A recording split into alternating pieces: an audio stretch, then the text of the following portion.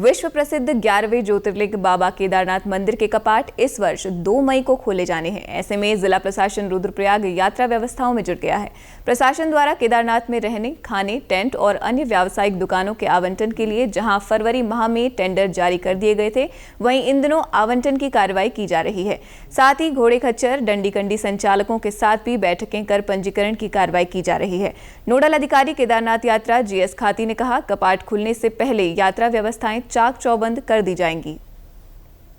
हमने जो हमारी मेन यात्रा है वहाँ पर के लिए जो हमारे जनपद स्तर पर, विकासखंड स्तर पर और मैं कहूँगा कि मंडल स्तर पर मंडलायुक्त द्वारा और इवन माननीय मुख्यमंत्री जी द्वारा भी जो है इसका संज्ञान लिया गया है, बैठकें की गई हैं, स्टेक होल्डर ग्रुप से बात की गई है और जो हमारे पुराने अनुभव हैं उनके आधार पर हमें लगता है कि हम पहले से कैसे कम कर सकते हैं, उसको सब संज्ञान लेते हुए आपने देखा होगा कि इस बार हम जो वहाँ पे रहने की व्यवस्था के लिए, वहाँ पे लोगों की जो तीर्थयात्री आती है उनके खान पान की व्यवस्था के लिए जो छोटी छोटी कैंटीनें लगती हैं या जो टेंट लगते हैं रहने की व्यवस्था के लिए, तो उनका सबका हमने पहले ही फरवरी में कर लिया था और इसको अब हम आवंटन की कार्रवाई हमारी प्रारंभ कर रहे हैं।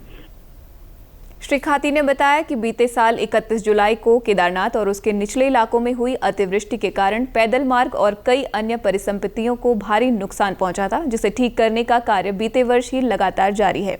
उन्होंने जानकारी दी कि केदारनाथ के पुराने वैकल्पिक मार्ग पर भी काम चल रहा है। वो जो परिसंपत्तियां थी 2 स्तर पे थी। एक तो ट्रैक रूट पे थी।